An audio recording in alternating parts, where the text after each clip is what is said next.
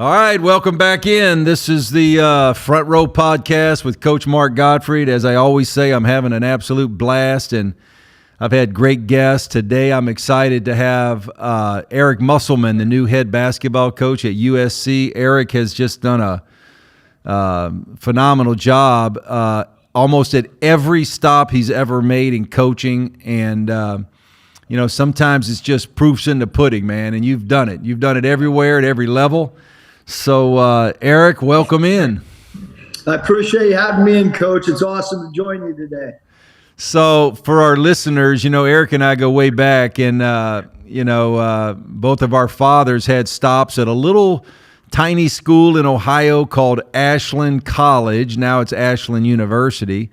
Eric's father, Bill Musselman, was a phenomenal, great head coach for a long, long, long time, and so we both kind of had that paralleled in common there. But talk a little bit about Eric just as we get started, man. You're back. You're here in LA. You're at SC. It's got to be exciting for you right now to get to have a program like that right here in Southern California. Yeah, no, I'm excited, Coach. This will be my third time being in LA. My first job out of the University of San Diego was selling tickets for the Clippers here in LA, and then I worked for the Los Angeles Lakers and was the head coach for their G League team, and lived right in El Segundo area, and so I lived in Manhattan Beach area when I was working for the Clippers at 21 years old, and now I'm back in Manhattan Beach as a 59-year-old coach and looking forward to coaching the Trojans this year and being a part of obviously the Big Ten and so much new stuff going on right now. It's super cool to be a part of it. Eric, I say this to a lot of people, and I've said it to a lot of people here in Newport Beach because this is a USC town now, Newport Beach. But you, I don't have any doubt in my mind that you're going to be really, really good there, and your teams are going to be good because you've won everywhere you've been. And you've coached at every level, obviously being a head coach in the NBA, a couple different organizations, and then, most recently at Arkansas. But, I saw you a couple weeks ago, and, you're walking into a town where there's just so many people. There, when I coached at UCLA, I couldn't, sometimes it was hard to understand how many high schools, how many people are here. So for you, that's got to be exciting to be sitting kind of right in the middle of that. And you're brand new, so you got a clean slate. Here you go, and you got this fertile ground to go hopefully get some great players. Yeah, no, I mean, there's the professional side, and you just talked about that, Mark, when you talk about the ability with all the great high school players and so many high school prospects to look at, and then there's the whole personal side as well. Like, last night I was able to go to dinner with, both Larrañagas, obviously, Coach Larrañaga with University of Miami, but then his son is with the Clippers, and Brendan O'Connor with the Clippers, and Lawrence Frank. We all went to dinner. Chris Jett, who was an assistant, with the Lakers this year. And so there's that whole personal side to living in Los Angeles as well. With so many different people, friends coming in and out of the area or who live in the area. And just, it's like the opportunities get expanded when you're in a major media market like LA. Eric, when I go back, and obviously, I had a father who coached and then became an athletic director, and your dad actually worked with my dad, there. But anyway, when you're around that growing up, like for me, it was such a great childhood because I was always in the gym. I was always running around, grabbing balls, shooting balls, whether in practice. And, but then you're also just kind of learning too. You're watching and the interaction of probably your dad with players, and you're picking things up, but you're familiar with it.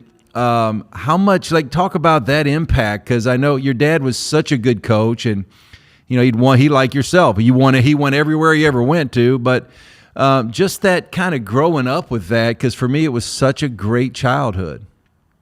Yeah, no, obviously, there's because both my sons are working with us now. One's a grad assistant, the other's an assistant coach. And, as a father, I kind of think about all the times that I missed little league games, because there's so many awesome things, and then there's some things that you live with a little bit of a regret as well. But you're right, Coach. Like, to think that I could go on Big Ten trips with my dad when he was coaching at the University of Minnesota. And then I really started remembering stuff when he took the ABA job in San Diego with the San Diego Sails. And, from about sixth grade on, and the time that he started coaching in the NBA, especially with the Cavaliers, I always wanted to be a ball boy for the opposing team. And when I first approached my dad about it, he's like, "Well, I want you to, we want you to be a ball boy for the home team. So you're around me." And my mom, to this day, will say that, that I thought way ahead, because I wanted to be around the road team so that I could see what the other locker rooms were like, meaning what's the pregame like? What's the halftime like? What's the postgame?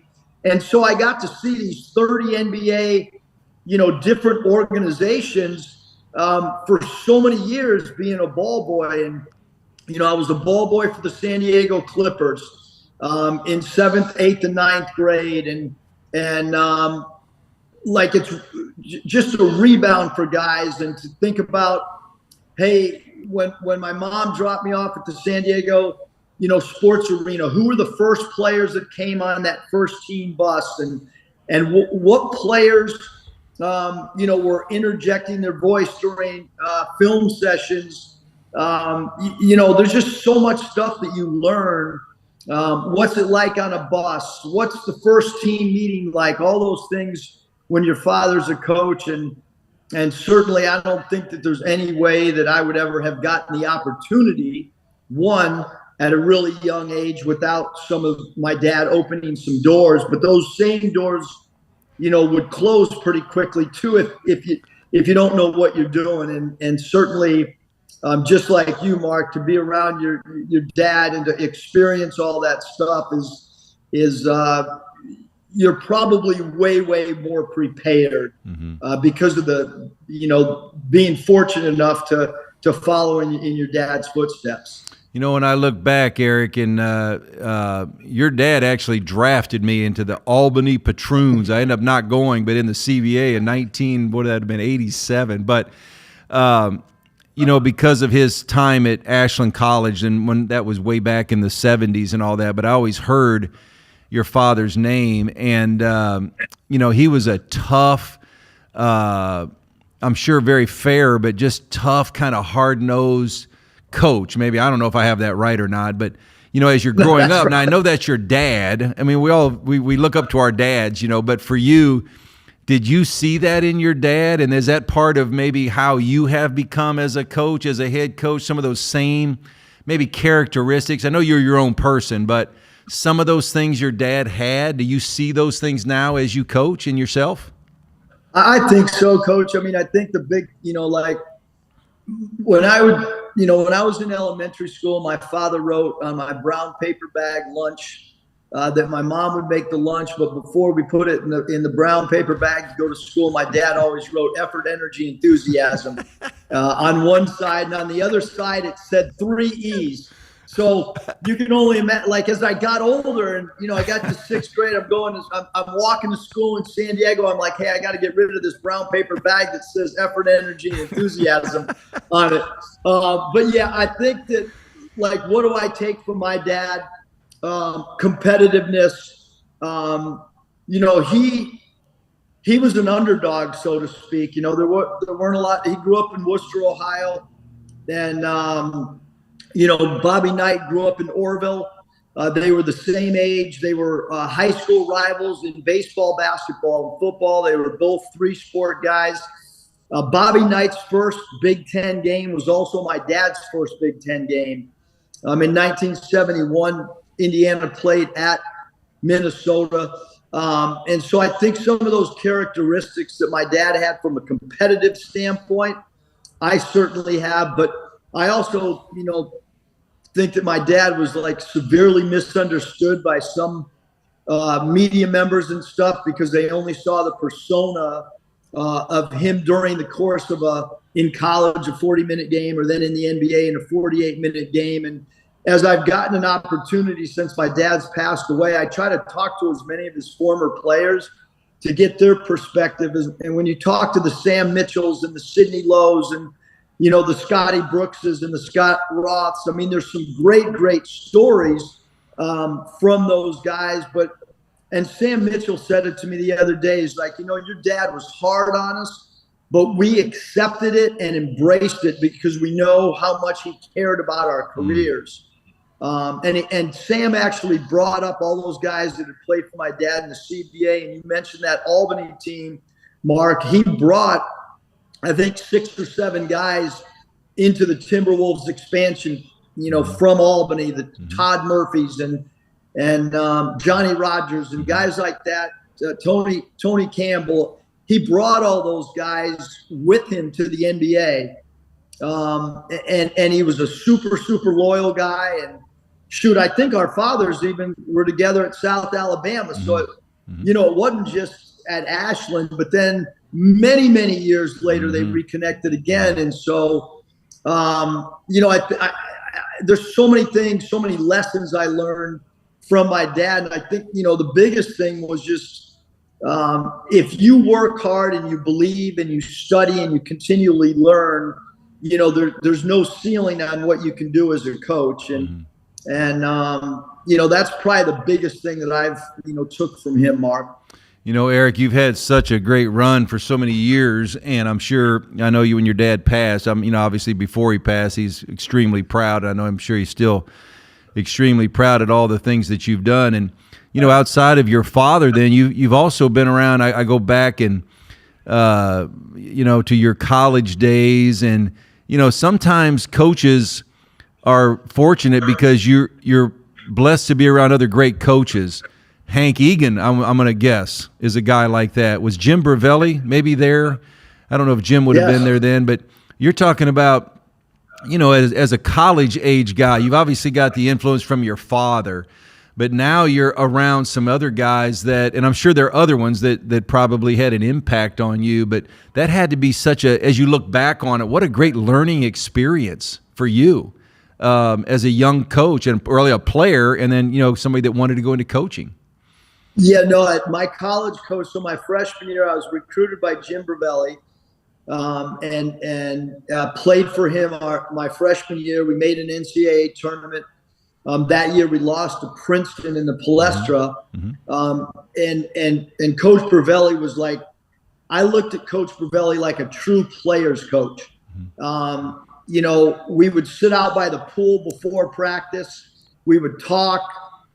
He was really, you know, intense during practice, but he was a great in-game coach. I thought he was a phenomenal in-game coach. And then Coach Bravelli went to San Francisco, restarted the Dons program, and in came Coach Hank Egan from Air Force. And Coach Egan was an incredible practice coach.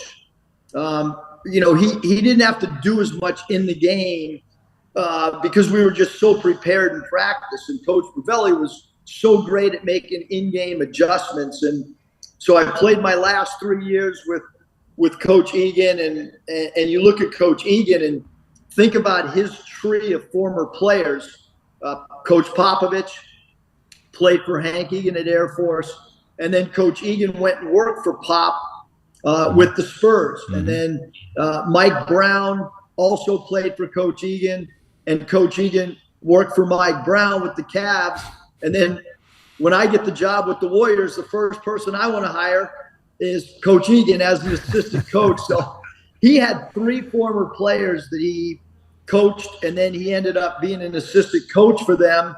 And the funny thing is, I think he retired from Pop, and then I hired him, and then he retired from me, and then Mike Brown got him. So, but what an incredible coach. I mean, he had an impact, an incredible impact on Randy Bennett, who's currently the coach at St. Mary's. And Randy was a graduate assistant when I played at USC. So Chris Grant the former general manager of the Cleveland Cavaliers, David Fizdale. They also played for Coach Egan. Isn't that amazing that a guy, you can tell the kind of the family tree that they've had. So here you are, you get out of college. Now let me ask you this one, Eric. So growing up, my dad was a small college coach and, got to a Division I opportunity at Southern Illinois and then got out of it. And so like college basketball was kind of always it for me. I liked the NBA and I loved watching it. But for me, college. But for you growing up, was your kind of dream to be in the NBA more than college, or did it matter? Or where was your mind as you began after college starting to jump into the coaching profession? Yeah, I always wanted to go the pro route, because as at a really young age, it was Ashland College, University of Minnesota. But then all of a sudden, we moved to San Diego, and I'm in third grade. And so the stuff that I really remember were the ABA. And you learn some hard lessons, as you know, Coach, what happens, I saw my dad leave a great job at the University of Minnesota because he wanted to coach professionally. He goes to San Diego. The San Diego Sails folded after 11 games because that was the year of the ABA-NBA merger. So we moved to San Diego. 11 games in, the team folds. My dad's out of a job, and then he goes and takes a job with the Virginia Squires. Well, they folded at the end of the year because they were not part of the NBA merger. So all of a sudden, I'm in third grade, and I've seen my dad within a 4-month span take 2 jobs. Both teams fold. But I wanted to do the pro stuff because then he ended up coaching the Cleveland Cavaliers when I was in 10th, 11th, and 12th grade. And professionally, that the pro game is kind of what I grew up on. Get a job with the LA Clippers selling tickets. That then evolved to being an assistant director of player personnel for Barry Hecker. Elgin Baylor was the general manager. Gene Shue was the head coach. And then from there, I got into coaching. That's a great story. So, Eric, if you look back, and what would you say are the things that would draw you more, like with college, and then some of the things that would draw you in? Like, what did you enjoy? Because it's a different game. You're still coaching. You're still coaching people. It's a basketball and 2 hoops, and you got players and you got a coach. But some of the things when you compare, now for our listeners and everybody, obviously you were the head coach of the Warriors and the Sacramento Kings. You were an assistant for a number of different franchises in the NBA. Then obviously you've had a great run in college at a number of schools. But when you look at it and compare and say, boy, this is what I really liked about the NBA or maybe college, what would some of those things be? Well, I really liked the per diem in the NBA. And I really like staying at the Ritz-Carlton. And I really, really like the cities in the NBA because they're true cities. Mark, it's true, though, because in the NBA, every place that you go, you end up seeing friends. Like, I never had any tickets when I was a road NBA coach because you're in major metropolitan, markets. And when I coached in the SEC, there was a lot of cities that I never even thought of using my tickets. Right. Because I just didn't know anybody in some of the smaller SEC cities. But I would say what I loved about pro basketball is it was about player development. It was about only basketball. I think you can have deeper relationships than a lot of people think you can at the pro level because you're only dealing with basketball. It allows you way more time to call guys into your office. It's a different relationship, obviously, than a college player because NBA guys have families and they go home to their wife. And both places that I coached, I was the lowest paid guy other than somebody that was on a 10-day call-up. So the players are all making more money at the NBA level than the head coach. But and then at the college level, obviously just having the impact on people.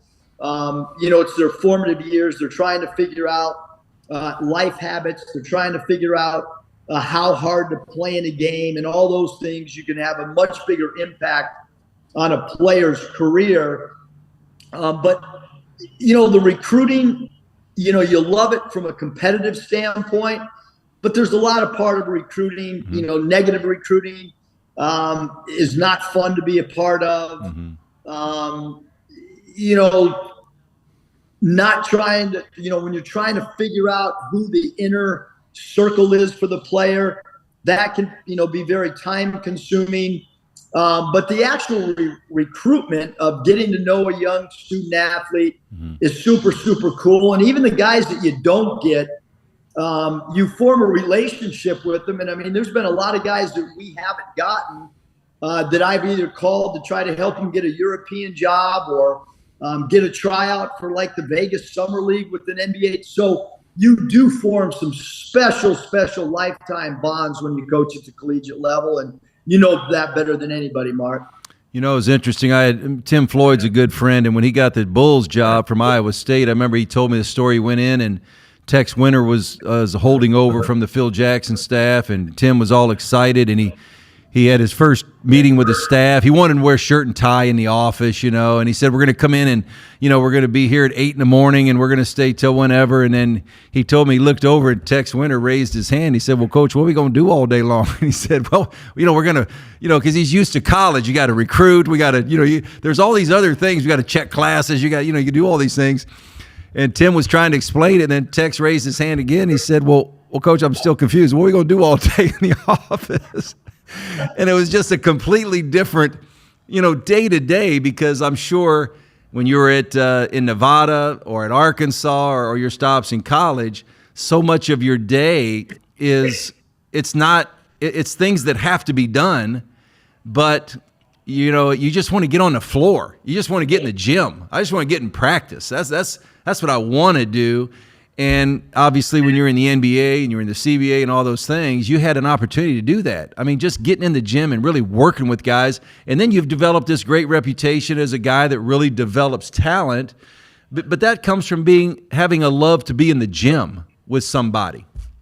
No question. I think, the great thing about the NBA is I can think of so many nights, like when players wanted to get shots up at night, and maybe you're in a movie theater and all of a sudden a player texts, hey, I want to get shots up. And you just walk out in the middle of the movie and head to the, and same thing, like there's a group of NBA guys that I remember wanting to shoot really, really early in the morning too. And, the first guy that, other than my father, that had an incredible impact on me was Chuck Daly.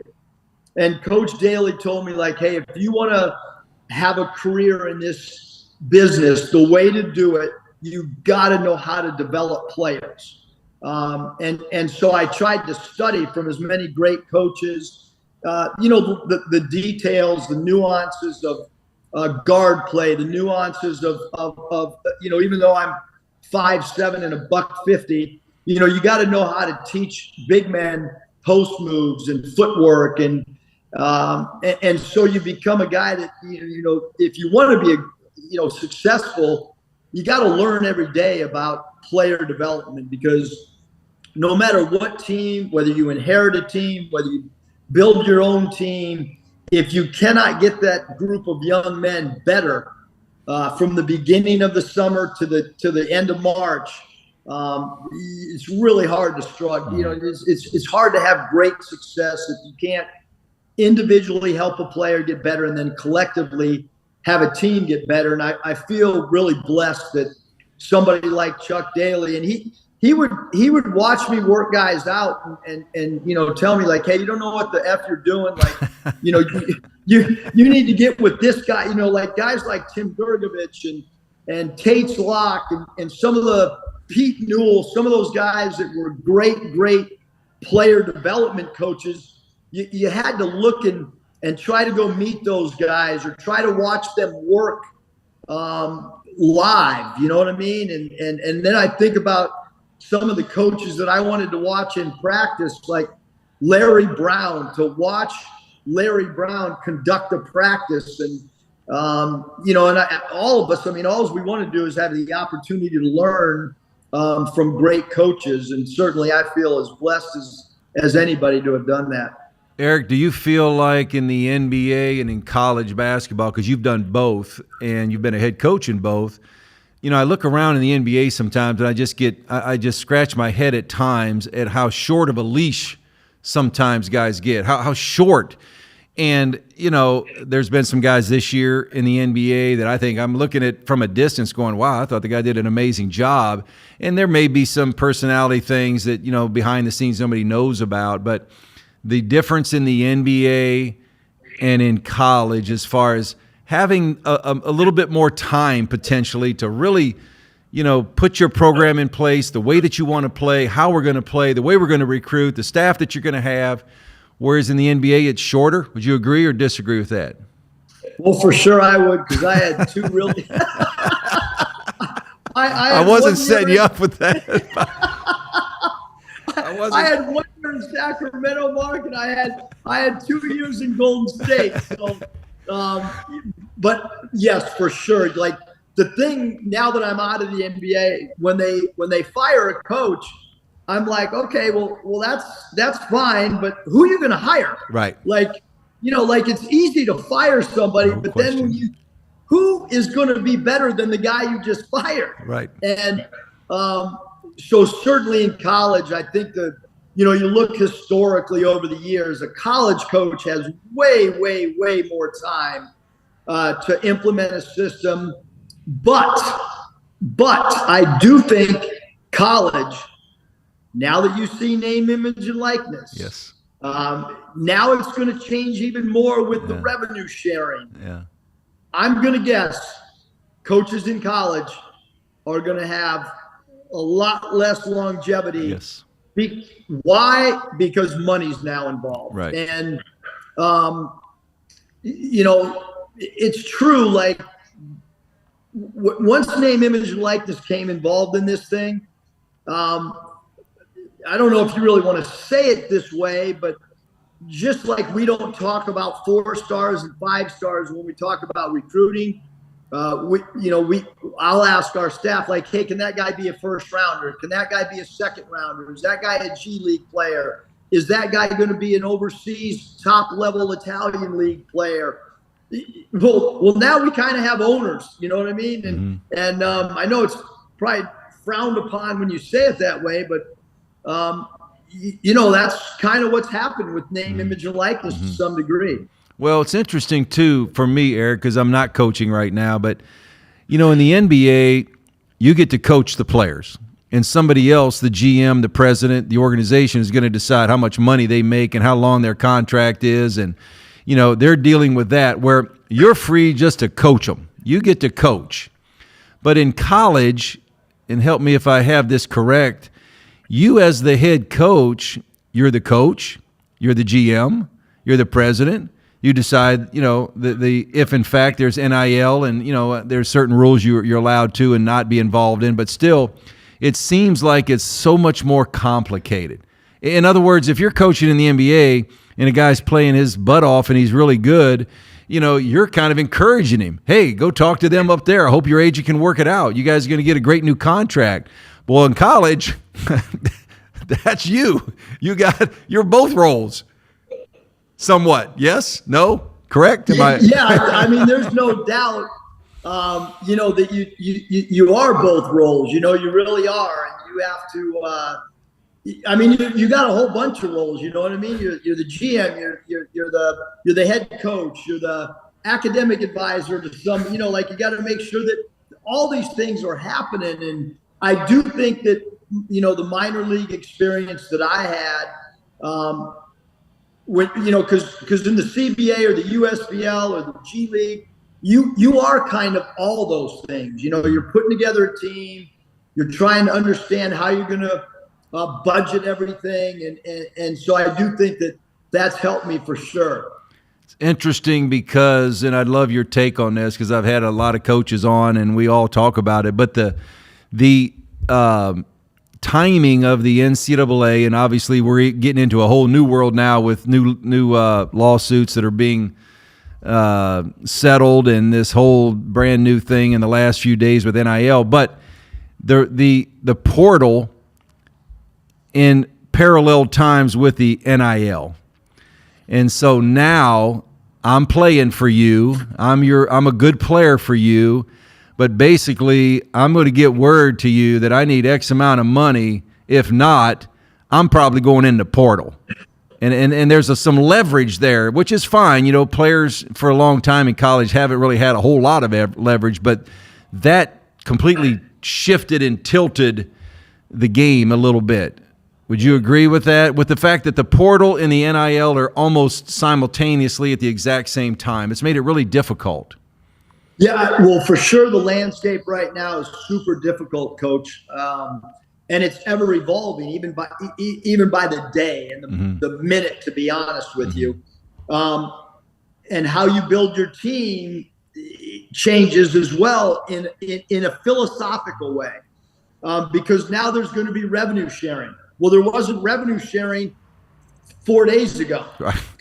So does revenue sharing mean that you're going to have more stable rosters? I don't know. Many people believe that could be the case. When I look at the portal, when I got the job at Nevada, which was 9 years ago, we decided that it would be very hard for us to get 4- and 5-star players, or players that were in the top 100, just because we were in the Mountain West and we were with the Mountain West program that had some down years.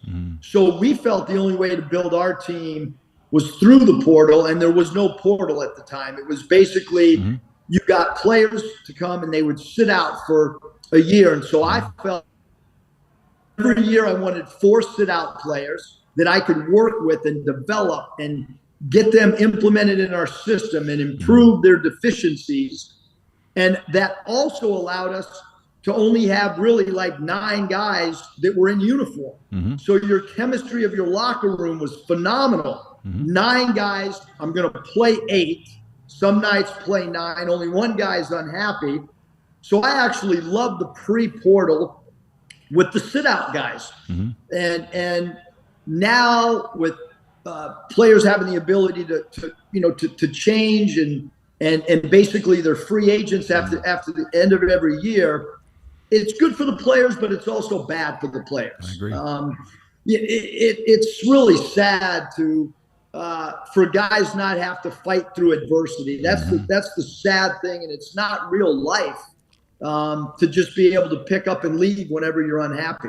You know, Eric, when I go back and I think of the guys that I've coached at NC State, Alabama, and I've talked to a lot of coaches about this, and things change. Like we live in a world where things never stay the same forever. So change is okay. So, and it's a part of it. We all accept it. But the thing that I would miss right now is when I had some of those guys that, you recruited them for 3 or 4 years. I watched them play high school from sophomore year, junior year, senior year. They come to Alabama or NC State. Then they play, and they're not very good as a freshman.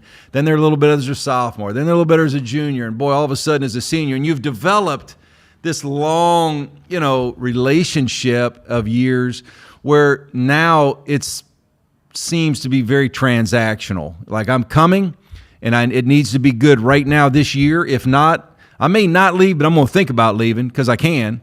And maybe what we'll miss a little bit as coaches is that long relationship of developing players over a period of time. And I think we're going to miss that in college sports. I think that's going to kind of fall by the wayside, and it's going to just be this 1-year transaction. How did it work out? Do I stay? Do I leave? Do I go to the next school? And I'd love to get your thoughts on that because you've done such a good job over the years of helping guys develop and get better. And it's hard to do that in 6 months or 7 months or whatever. So what's your thoughts on that? Yeah, no, I mean, when you look at some of the rosters, like I'm going to use the University of San Diego as an example. Coach Lavin's done a great job of getting some guys that were there for a short time and now they're going, they're transferring up. I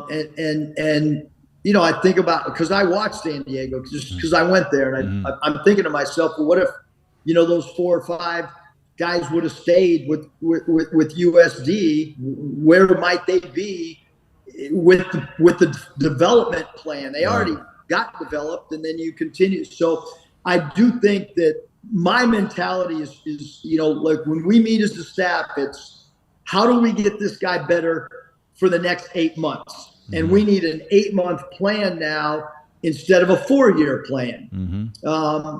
And I do think, again, I keep reverting back to my minor league background.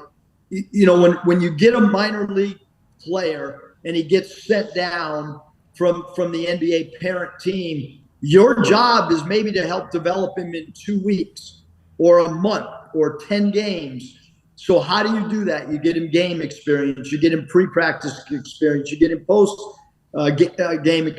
You get him film. You get him to understand what it's like to grow as a player through film studying.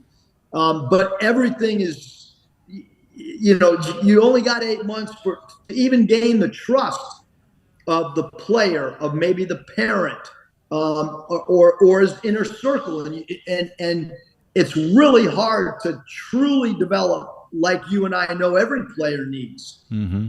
Because for years it was done over so many years, and now it's so much quicker. And I look back to Eric. Kids nowadays. When I was young, you were young. We're pretty close in age. We didn't have the AAU basketball. We weren't zipping around playing all these. We went to basketball camps in the summertime for a week or two or a couple camps.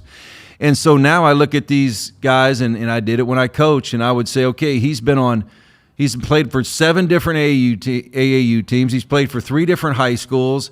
And so by the time I get him at NC State and after a year he wants to transfer, I'd say I'm not mad at the guy because that's all he knows. He's been doing it since they were in 5th grade. They've played on a different team almost every year.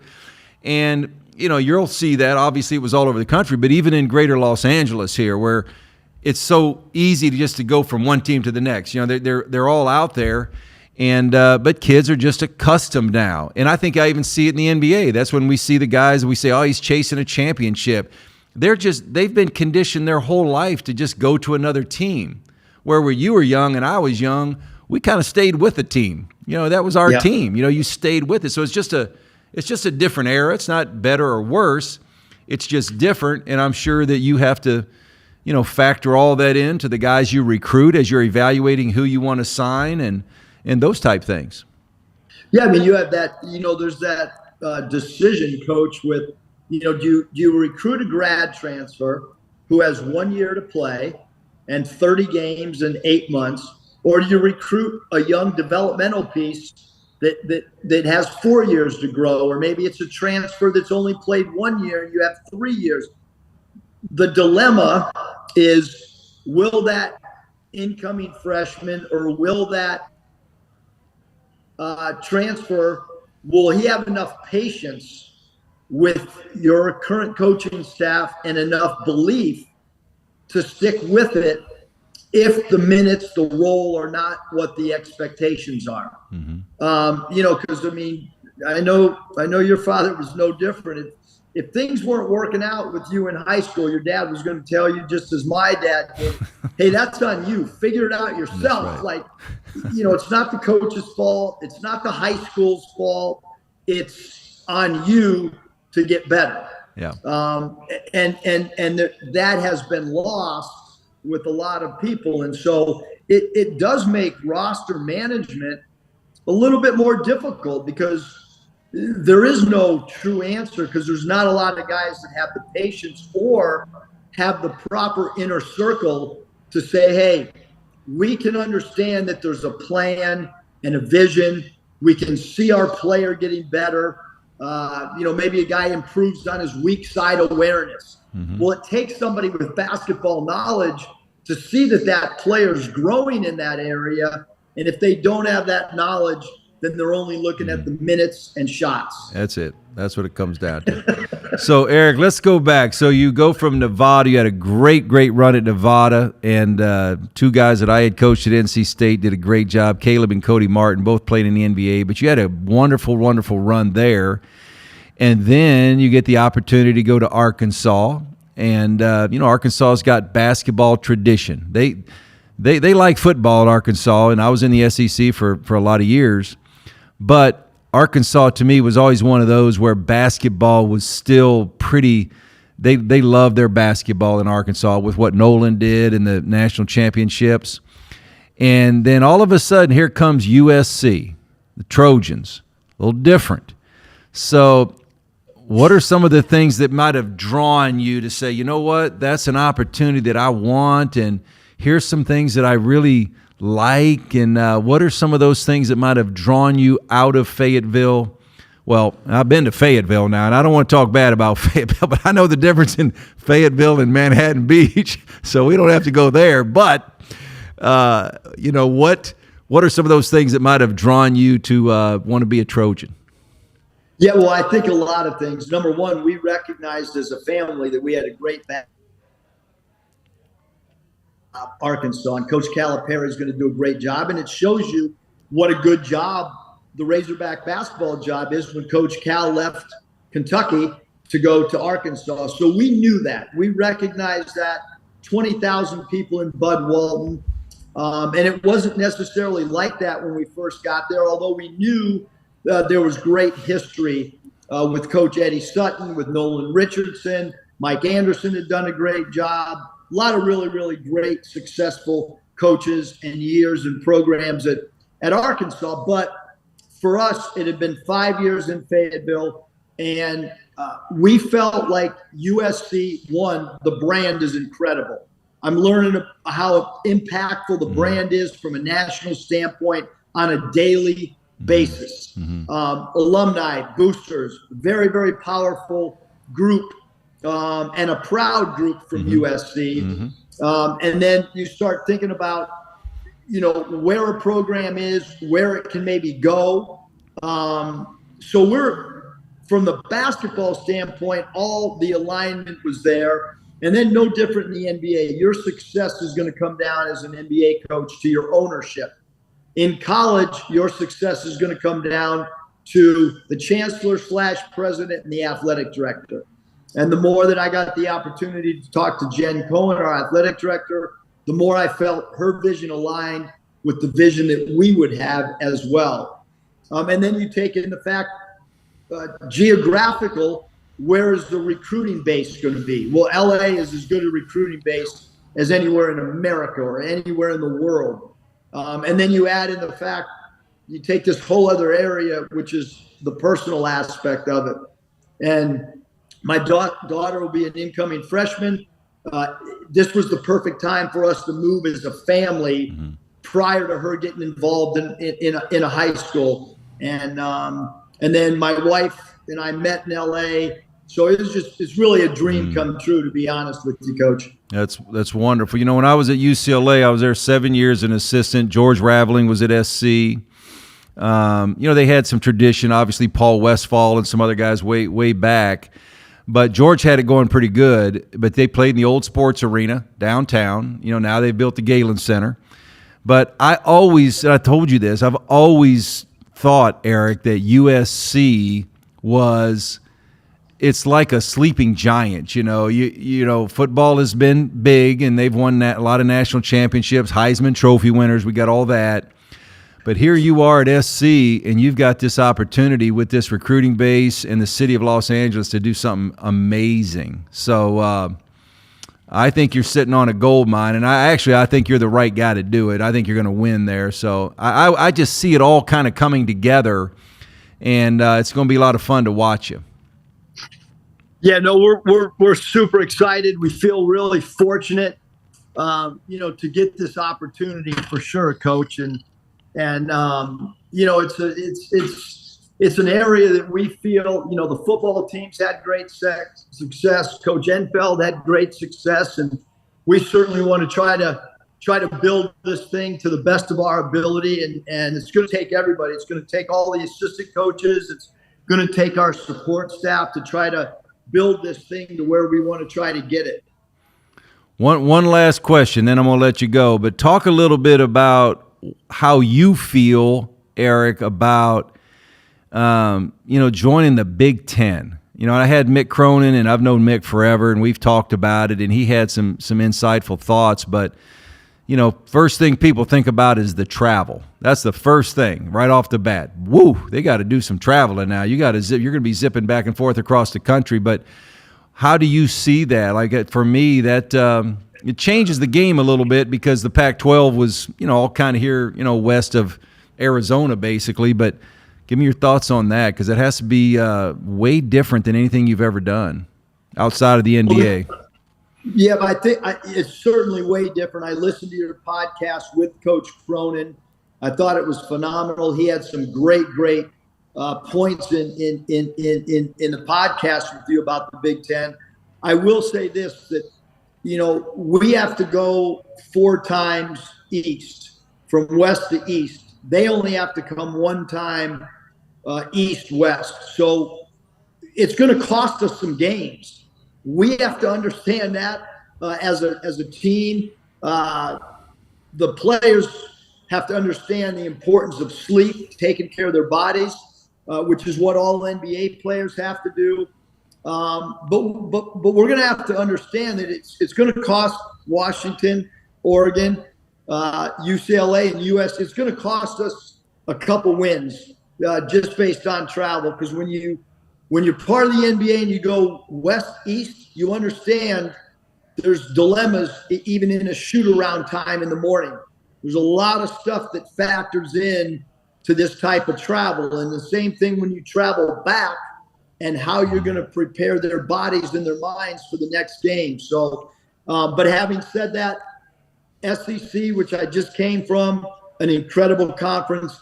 Big Ten, same thing. I feel like I'm super blessed to be a part of 2 of the best conferences in all sports, not just basketball.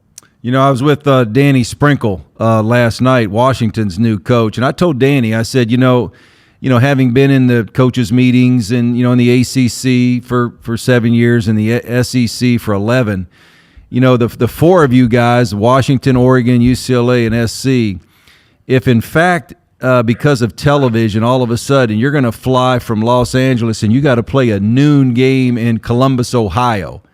If that's me, I'm raising some hell. I'm not tolerating that very often. I understand television dictates a lot of game times, but that's not being fair to your programs. And so, it'll be interesting to see with television and game times.